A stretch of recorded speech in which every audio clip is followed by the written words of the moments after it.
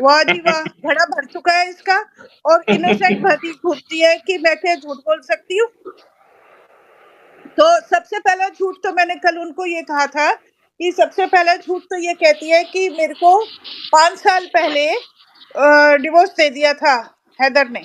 हैदर ने। तो अगर हैदर ने डिवोर्स दे दिया था तो तू 5 साल तक 1 लाख रुपए महीना उनकी सैलरी क्यों पकड़ती रही? जी मैम। अगर डिवोर्स हो जाता है तो फिर तुम्हारा तो उससे नाता कॉन्ट्रैक्ट सब खत्म हो जाना चाहिए था। बिल्कुल तो मैम। फिर उस अपने अपने मियाँ की सैलरी का पे तुम्हारा कोई राइट नहीं रहना चाहिए था। तो वो 5 साल तक सैलरी क्यों पकड़ती रही है उसकी? और दूसरी बात, जब इस्लाम में तलाक होता है तो 2 विटनेस होते हैं। अगर बिल्कुल कोई मैम। वर्बली भी बोल देता है तलाक तलाक तलाक तो भी 2 विटनेस होने चाहिए। ऐसे बिल्कुल मैम। फोन पे नहीं होता। तो ये कहती है मेरे अब्बू के सामने हुआ था। चलो अब्बू मान लो, एक एक विटनेस हुए इसके, तो जी। दूसरा विटनेस कौन है?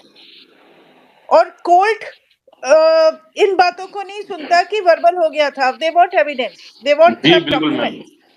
तो जी मैम। डॉक्यूमेंट और एविडेंस के बिना ये कैसे कहेगी, कि प्रूव कैसे करेगी कि मेरा डिवोर्स हो गया था? मैम वो प्रूव कर रही है ना एपी सिंह के द्वारा कि एपी सिंह हर चीज का जिम्मेदार है। एपी सिंह कह रहा है मैं प्रूव करूंगा, मैं फलाना करूंगा। पाकिस्तान में उसको मारा जाता था, पाकिस्तान में गुलाम इधर छोड़ के चले गया था। तो मैम मेरे को तो मैं हैरान होता हूँ कि ये कैसा वकील है मैम कि ये जबानी कलामी बात पे एक्सेप्ट वो यकीन रखता है नहीं, और कानूनी कागजी कार्रवाई को समझता है वो बेवकूफी है, जबकि वो वो खुद कानून का बेवकूफ एक बड़ा। बेवकूफ जी मैम। बना सकता है वो, लेकिन वो प्रूव नहीं कर पाएगा कोर्ट में। क्लोज कोर्ट में तो एविडेंस चाहिए ना। और जी मैम। एविडेंस के बिना जजेस ये थोड़ी कहेंगे कि अच्छा एपी सिंह ने कहा है तो मैं उनकी बात को मान लेता हूँ, तथास्तु स्वाहा स्वाहा। ऐसे थोड़ी कोई जज बेवकूफ होगा जो ये कह देगा कि हाँ, एपी सिंह ने कह दिया इसलिए मैं मान लेता हूँ, या भगोड़ी ने कह दिया इसलिए मैं मान लेता हूँ। तो दे सही नीड बात है एविडेंस। मैम। बिल्कुल मैम। तो वो तो सबसे पहला झूठ ये है। और दूसरा झूठ ये कहती है कि हमारी पशुपतिनाथ मंदिर में शादी हुई है। उस शादी जी। के बाद कन्वर्ट हो गई, मैं हिंदू बन गई, इसलिए हिंदुस्तान में मेरा हक है। मैं यहाँ रह सकती हूँ क्योंकि मैं बहू हूँ पाकिस्तान हिंदुस्तान की। जी जी तो जी। सबसे पहले बात, अ, जो पशुपतिनाथ मंदिर है उसमें नॉन मुस्लिम की एंट्री बैन है। तो हमारी सोनिया गांधी जब गई, जिस समय राजीव गांधी प्राइम मिनिस्टर थे, प्राइम मिनिस्टर की वाइफ को पशुपतिनाथ में एंट्री नहीं दी गई थी, because she was not a Hindu. तो जब उनको एंट्री नहीं मिली थी, प्राइम मिनिस्टर की वाइफ को नहीं मिली थी, तो इसको किसने एंट्री दे दी वहां पर, जो ये शादी कर ली इसने वहां पर? और अच्छा मैम दूसरा उस मैम उस मंदिर में तो अभी हमारे मोमिन मलिक सर भी गए थे। उसमें तो आई थिंक कोई बैन नहीं है किसी मुस्लिम के जाने पर। नहीं नहीं, वो वहां नहीं गए होंगे जहां पर पूजा वगैरह होती है। हो सकता है वो बाहर ही गए हो।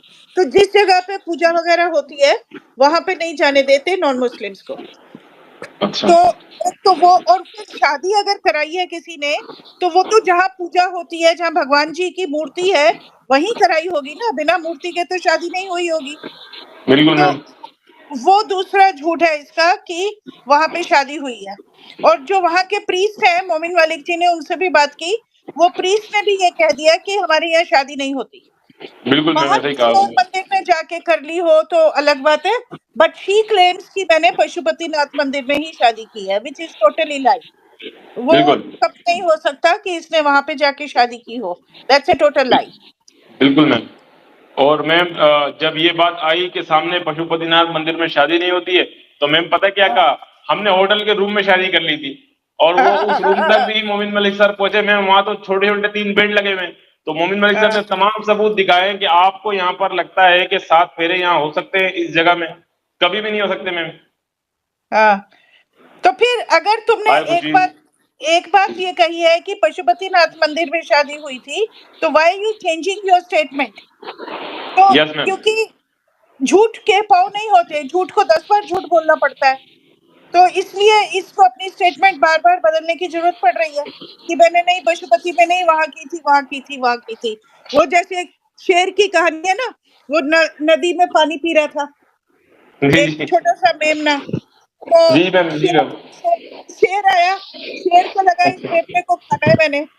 तो वो पानी पीते पीते उसे कहता है, ओए तू मेरा पानी झूठा क्यों कर रहा है? तो उसने कहा कि पानी तो आपकी तरफ से मेरी तरफ आ रहा है, मैं कैसे झूठा कर रहा हूँ? तो उसने कहा अच्छा तूने मुझे गाली क्यों दी? तो उसने कहा मैंने तो गाली नहीं दी। उसने कहा नहीं तेरे बाप ने दी थी। तो उसने कहा मेरे बाप को तो मैंने देखा नहीं। कहते नहीं नहीं नहीं तेरे दादा ने दी थी। और उसको झपट के खा गया।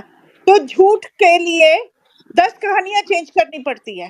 तो वही जी है, मैम, एक झूठ नहीं दूसरा झूठ तीसरा झूठ चौथा झूठ करके अपनी कहानियां चेंज कर करके स्टेटमेंट्स बदल रही है। तो बिल्कुल मैम, बिल्कुल ऐसा ही। वही झूठ की इसकी फैक्ट्री बनी हुई है। और मैम तीसरा और पॉइंट तीसरा जरा, पॉइंट जी जी वो आप सुनाएं। हाँ, तीसरा पॉइंट लप्पू ने ये कहा था कि हम्म। हैदर भाई जब इसे छोड़ के चले गए, बेचारी के पास खाने को कुछ नहीं था, तो मैंने इसको हम्म। इसलिए इंडिया बुला लिया। तो जी। ये क्या आईएएस ऑफिसर या कमिश्नर लग रहा था, पुलिस का कमिश्नर, कि इसके पास बहुत पैसा था इसलिए 4 बच्चों को गुजारे लायक मैं जी। मैं खिला दूंगा इसलिए इसने बुला लिया। जबकि मैम अगर ये खिला और पिला सकता तो मैम इसकी सेहत आपने खुद भी देखी थी, आपको कहीं से लगता है ये हाँ, कोई खाता पीता था? ये खुद 8,000 रुपए तनख्वाह में मैम काम कर रहा था, और ये यस कहता है कि मैं यस 4 बच्चों का पालन पोषण भी कर लूंगा, और मैंने बच्चे मैम हाँ। कहता है मैंने गोद भी ले लिए। अच्छा गोद ले लिए तो उसके भी लीगल हम्म। डॉक्यूमेंट्स होती हैं, अगर ली है। और अगर किसी का फादर जिंदा है, उस बच्चे को आप बिना फादर की परमिशन के गोद नहीं ले सकते। बिल्कुल वन ऑफ बिल्कुल। The parent can not give consent. दोनों पेरेंट्स अगर जिंदा हैं, दोनों की कंसेंट से ही गोद लिया जा सकता है। इसने कैसे गोद ले लिया जब तक कि बायोलॉजिकल फादर जिंदा है उसका? और बिल्कुल मैम। बायोलॉजिकल फादर ने कोई कंसेंट नहीं दी है, परमिशन नहीं दी है, तो ये कैसे गोद ले सकता है? बिल्कुल बिल्कुल। और जब गोद लिया जाता है ना, तो इंडिया में फाइनेंशियल सिचुएशन देखी जाती है बिल्कुल मैम। कि जो बंदा गोद ले रहा है, एक ही बच्चा अगर आप गोद ले रहे हैं, तो उसकी कोर्ट में जजमेंट जब होती है कि हाँ आपको बिल्कुल बच्चा दिया जाएगा या नहीं दिया जाएगा, तो फाइनेंशियल पोजीशन क्या है, आप बच्चे को खिला पिला सकते हो या नहीं। और 4 बिल्कुल बच्चों मैम। की इसको कैसे जजमेंट हो गई गोद लेने मैम की? हमारे यहाँ पाकिस्तान के अंदर मैम अगर अच्छे खाते पीते लोग भी अगर बच्चा अडॉप्ट करना चाहें तो मैम गवर्नमेंट के कानून के मुताबिक क्या क्या पूछा जाता है, आपकी प्रॉपर्टी कितनी है, हाँ। आपका फ्यूचर क्या है, आप क्या करते हैं, इस बच्चे को आप कैसे रखेंगे, खिलाएंगे पिलाएंगे स्कूल भेजेंगे, उसकी हम्म। एक्टिविटी क्या रहेगी। ऐसा तो नहीं खाली आप रोटी खिला रहे हो उसको सुला रहे, ये ऐसे कोई पीले स्कूल में उठा के भेज दिया। तो मैम जो इसके रिगार्डिंग एडॉप्शन के रिगार्डिंग तो मैम बहुत ज्यादा पूछगछ होती है कानून के मुताबिक, यानी कि और खाली खिलाना या पिलाना ही बच्चे को नहीं होता मैम।